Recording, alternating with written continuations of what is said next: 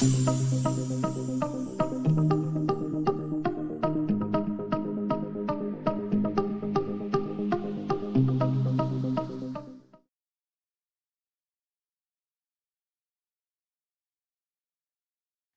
right, so today's gonna be a little different. Today we're gonna go through Roth conversion. I'm gonna touch on it, but the main thing I'm gonna do today, and most importantly, is just show y'all like a live, just a live way in which we do it, just a case study, right? I have a client that we worked on that retired last year in November, and we built out a Roth conversion strategy for her, and it just shows you the difference that taxes can make, right? And so today we've been getting, all week, all last 3 weeks, we've been getting bombarded with people, thinking about retirement and what to do and things like that. And we could talk about TSP all day long, because I mean, obviously the TSP is going through a little rough time right now. But one of the things that's always going to be with you in retirement, is going to be taxes, right? The market can go up or down, but the thing that's going to be consistent is taxes, right? And one of the things you want to make sure you take care of earlier than not is how much the IRS is going to be paid of your money, right? And so one of the things we always say is like, the IRS has an investment in your TSP, right? You have a TSP balance is 500,000 today, IRS might have 100,000 of that, but if your balance goes to $1 million, the IRS might not have 350,000. So you always got a solid investment partner in the IRS, and ironically, they determine how much that is, right? Taxes can change, right? So one year you might be in the 24% tax bracket, then the IRS changes the brackets, and then now you're in a higher bracket, right? And so the one thing you can do, thing you can control is how much they take, right? Based on the different strategies that you put in place. So today I'm gonna go briefly through the slides, and then I'm gonna switch over to a live screen on how we build a retirement profile out with our retirement analyzer software. Anybody that's a client of ours already, we built this for you already. Maybe not the Roth conversion stuff just yet, but it's something we can do. But we built out the profile for you already. So again, the reason why Roth conversions are so important is because, again, the IRS is at some point, especially if you have your money in traditional TSP, at some point the IRS is going to have to come and get that money. And the way in which they come and get it, if you don't ever take anything out of the traditional, is they do it through what's called RMDs, right? RMDs are called required minimum distribution.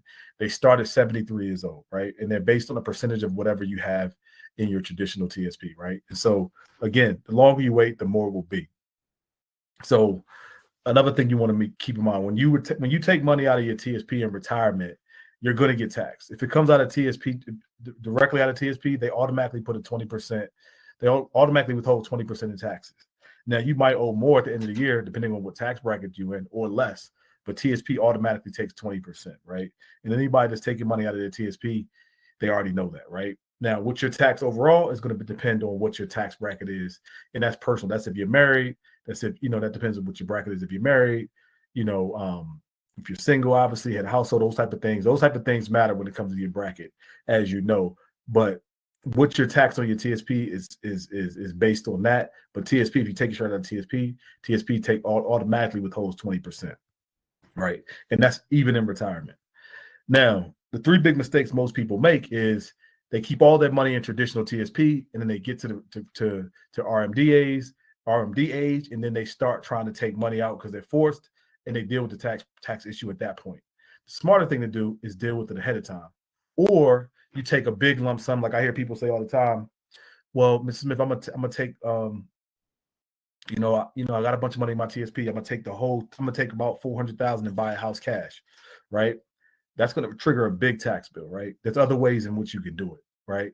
Or Mrs. Smith, I'm gonna take $100,000 out and pay off debt all at one time. Not a bad deal in theory, but there's ways in which you can do it to reduce the tax hit. Because again, the more you take out of TSP from traditional, the bigger it's going to be on your taxable income. The bigger bracket that's going to put you in, so the more taxes you pay, right? And so again, you got to be strategic.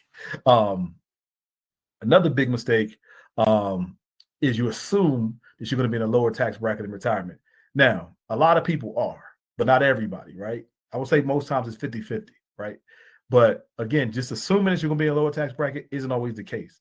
It also matters, who's president when you retire, right? Taxes tend to be, taxes can go up or down depending on the president, right? So just assuming that you're going to be lower tax bracket in retirement is a big assumption. You don't want to make that assumption because oftentimes it's around the same. And then when you start taking that income from it, that can push you up too. And again, it's case by case. Most cases, some cases you're going to see where you're in lower tax brackets, but sometimes it's not, right? Just don't assume that you're going to be in a lower tax bracket. Now, what is the Roth conversion in there? Now, I know you hear a lot about it, but a Roth conversion is taking money from a traditional TSP or an IRA, right, and rolling it into a Roth IRA. And how you do that is strategic. You do it based on your current tax bracket, and then maxing that tax bracket out to as close as possible, right? Or if you're in, like, let's say a 22% tax bracket, and the example I'm going to show you, this lady, she was in the 22% tax bracket, and we took her up to the 24% tax bracket, but didn't take it to the 32, right? And the reason why we did that is because we needed to do the Roth conversions in a certain amount of time before we got to our RMDs. So, and what that is we just make a strategic, we look at your tax returns, we make a strategic, we pick a strategic amount, and then from there, we make those incremental amounts to take that money from the traditional side over to the Roth side. So that money now, once it's in the Roth side, can grow tax-free, right? And you'll see the example, right? Also, that helps you either reduce your requirement of distributions or do away with them altogether, depending on the time frame we have and the amount of money you have in your TSP, right? And again, the benefit is you're paying taxes now versus later. So, for example, you might have $300,000 in your TSP. We do a bunch of Roth conversions for you. Now that $300,000 is over in Roth over a couple of years. Now that $300,000 has grown hypothetically to $700,000. Now that $700,000, when it goes to your kids, or you use it later on in life, the IRS has already paid off. So as that money has grown by $400,000, the taxes are already paid, right? And so in theory, that's what it is, right? And so it's better to pay taxes now versus later, right? And you do it in a strategic way. And like I always mention on these calls, federal employees are very, very different than your neighbors, right? And the reason why federal employees are different and why Roth conversions work really well for you all is because most federal employees are not going to need their income right away in retirement, right? It's just not, because you have a pension, you have Social Security, and you also have your TSP, right? Most people only have a 401k. Your neighbors only have a 401k. Not saying you're not going to need some of your TSP, but you don't need all of it right away. So it allows you to do Roth conversions without having to worry about, because with Roth, there's a 5-year waiting period on receiving the full tax benefit, right? So that could be a thing for some people. But as a federal employee, you don't need as much income right away. So it's easier to do the Roth conversions than somebody who's not. Again, you manage the tax bracket and things like that. And again, when you manage the tax bracket, you're able to pay a lot less taxes up front than you are in the long run.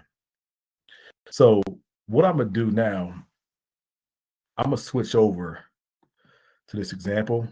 Let me share my screen.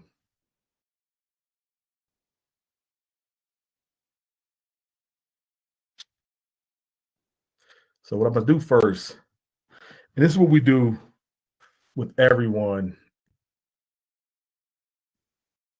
when you go through our TSP finish line process. What we do is we take you to our retirement analyzer software, and we ask you a bunch of questions, kind of getting to know you, trying to understand your numbers, understand what your goals are on that first call. But once we get all your numbers and everything like that, what we then do is we put it into what we call our current scenario.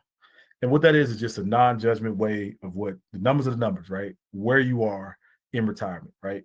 And then from there, we start to build things out. We go over this stuff with you just so you're clear. And so in her case, Lisa Sample worked for DOD, made $163,000 a year, and retired in November last year, right?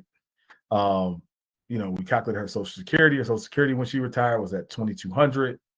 We went through and did her first pension. Her first pension was at $22.41. She had a military disability at military retirement at $23.57, and then she had VA disability as well. at $4,000, right? And so that was her journey, right? We calculated everything, we put everything here as income. And her big thing was she wanted to leave money to her daughter. She wanted to leave money for her daughter long term. And she wanted to, in case she needed money later on in life, she wanted to make sure that all her taxes were paid in advance, right? So we had her, her TSP contributions. She had 443,000. All of it was in the traditional TSP. She was making her contributions there. Obviously, she's retired now. But when we go down, we look at the tax analysis. Currently, she had 100% of her money in what's called qualified money. Qualified money in the financial planning world, retirement world, means money that taxes have not been paid on, right? So you can't mix qualified and non-qualified money. Qualified money means it's growing, but there's still a portion that the IRS has to get, right? And so when we looked at Lisa, we saw 100% qualified money. She had no money in raw. So all of her money, as far as her nest egg or TSP and all that, was qualified, meaning anytime she took money out of any of these accounts, she would have to pay the taxes on it, right? And so we went through her expenses. She had a lot of expenses, $11,000 worth of expenses. I won't go through that. But then we went and we looked at it. We always, when we're doing these Roth conversions, the first thing we do is we look at your tax bracket, right? And so this is and your tax bracket in retirement, not your tax bracket now. In her situation, her tax bracket when she was working was 24%. But if we take it out to 2026, her tax bracket dropped down to 22%, right? Not too far off of where she was at. Her taxable income was at 87,000 with her military retirement, her pension, and her Social Security. Now, what we do is we use what we call the bracket tracker when we do this. And you can do this math yourself. The computer does it out for us. But like what we did was we looked and we said, okay, look at the bracket tracker in the 22% tax bracket for a single woman, for a single person. She was 13. Well, 2025 is her first year retired. She's $10,000. She has $10,000 more in income in this tax bracket before she goes over into this 24% tax bracket. Now, this $10,000 in income in this bracket is not enough for us to do Roth conversions. So when we talk, we're like, okay, Lisa, we're going to have to take you up into the 24% tax bracket for a short while to be able to do these conversions. Now, again, these numbers are different for everybody, but in her case, these were her numbers. And so once we figured that out, we got clear also on what her risk tolerance was, right? And we use what we call our financial house. So our financial house breaks things down into, and I mentioned this last week on the call. You have your foundation, which is your protected money that you want to, you might need for income, which you might need for long-term care, which you might need for legacy, right? Things that are important, right? Right now, a lot of the calls that we're getting are people that are retiring and they're looking at like, okay, my TSP is going down. How much income do I need? Let's put that money into a situation where it's protected, so I don't have the stresses of the market going up and down, right? So we did that with Lisa, and I was about to say her real name on accident. We did this with Lisa, and so that helped us come up with the right amount of money to put into the IRA to be able to do the Roth conversion. So we look, and then also after the foundation, we call our walls. Now our walls is where we do strategies like this, right? Walls, again, two things that affect you the most in retirement are inflation and taxes, right? Inflation, as we know, has been going up, right, over the last 3 or 4 years. And then you also have, like we're talking about now, is taxes, right? Those two things are things you want to insulate yourself from when it comes to building your retirement plan, right? So with inflation, you want to make sure your money's outpacing inflation. Inflation's at 3.27, right? That's 100-year average, but last couple of years has been a lot higher, right? So that's one thing. You want to make sure your money's growing past that. That's the issue that we talk about all the time with the G fund. The G fund just doesn't, like a lot of people moving their money to the G fund now, but the G fund just doesn't perform well against inflation, right? And so you might not see yourself losing money on the screen, but you're losing a lot of buying power, right? And so you want to make sure that any money you have that's protected is at least outpacing inflation, right? And with that, you want to make sure you also have a tax strategy in place, because as your money is growing, so is the portion that's going to the IRS, right? And so we went through that. And so what we came up with Lisa, again, all the stuff stays the same, the income stays the same. What we do is we go in and we create a strategy, right? And so in her case, we came up with $180,000 was the amount of money that she wanted to put into her protection bucket based on the conversations we had, right? She felt 180,000 was exactly what she needed. And so when we put that money in 180,000 into the traditional IRA, we also put money into this. We redirected the money that she had in her TSP as more of a growth fund opportunity, because now the protected money is there. So now we can play the long game with the C fund and let that grow, right? Because again, the C fund we went over this, I think last week, where the C fund is at 12% over the 10-year period, right? At least that was before this week, but still higher than the rest of the funds when you think long term. Like the market might be down this year, but then next year it bounces back. And you never know exactly when it bounces back. But when you have a structure like this, like we mentioned last week, it allows you to have peace of mind, because even though the market's been down three days in a row, almost 4 days in a row, it might be up 10% tomorrow, right? And if you moved your money into the G fund today, then you'll miss out on the gains tomorrow. And then if you run and try to put it back, then that day it might be down 5. And so you don't want to play that game, because then you end up kind of, chasing the market, and that's really hard to do. What you want to do is have your money in a space where where you have the protected bucket and you have the growth bucket, and they do what they do over the long term, right? And so in this case, she had 180,000 that we put into the IRA. This particular company allows you to do Roth conversions within the account. So we explained that to her. And then we, obviously you have the Roth IRA account over here, and we have the Fidelity account for the long term, right? And so we go to her cash flows. This is where we start doing the Roth conversions, right? And so in her case, if you remember, she had 10,000. She had in the 22% tax bracket, but 91 in the 24% tax bracket. So what we decided was we're going to go around $30,000 on Roth conversions per year starting this year, right? And we've already started this, right? And what that is every year,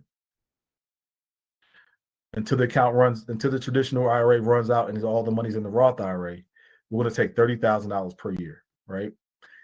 And then once that's done, we're going to start doing the same thing with her TSP. We're going to take $35,000 starting year 2031, and taking that money and rolling over into another brokerage account, right? And so that's a Roth account, right? And so what that looks like high level is this, right? And I'll show you what these two accounts look like side by side, right? So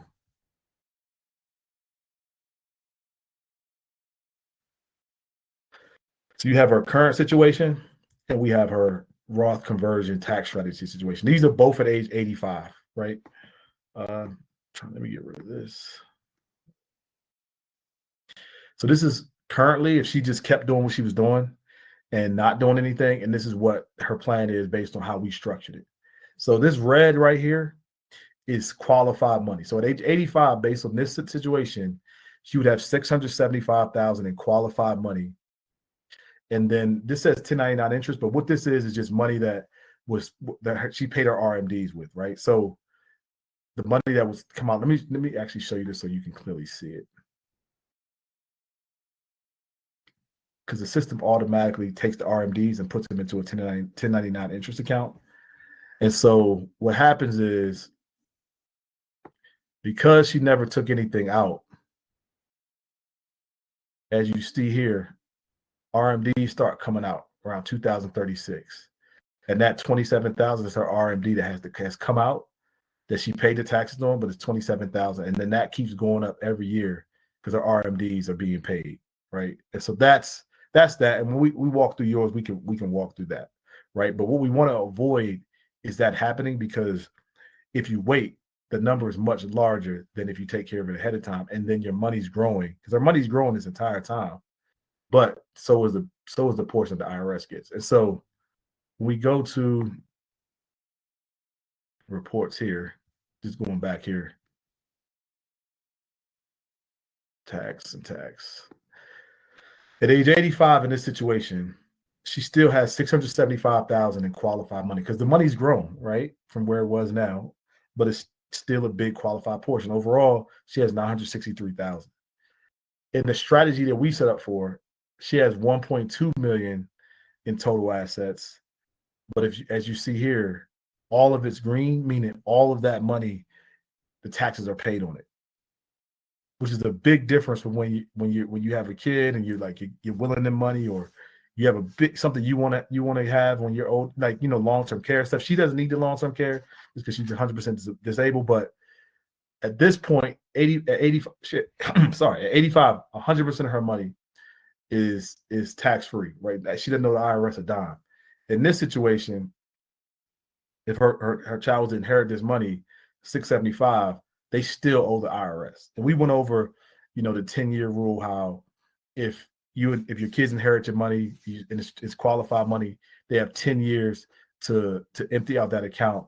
And so in this situation, if her child received this money at 85, she has to take $67,000 in income per year or $6,000 in deduction per year from the IRA that she has, and that counts on her taxable income. So that can increase her tax bracket, and most people that when their parents die in their highest earning years, which will cause you to have to pay more taxes at your job, just because now you're in a higher tax bracket overall, right? And so what you want to do, and that was done intentionally. That was done intentionally because before, the middle class honestly wasn't really paying a whole lot of money in estate tax and stuff because we could push it so far down the road. But now that's not the case. And so this is just the advantages of having a tax strategy in place. Again, your money now grows tax-free. Well, not tax-free because you still pay the taxes along the way, but the difference in what you pay in taxes is a lot bigger, and then there's less of a headache for your kids as you once you pass on. So I just wanted to go through that last scenario. I'm gonna go back to the room, and yeah. Is there any questions about this? I know that's I like to show live stuff sometimes because we talk these we talk these high level scenarios and concepts and things like that, but it's easier to see it in action.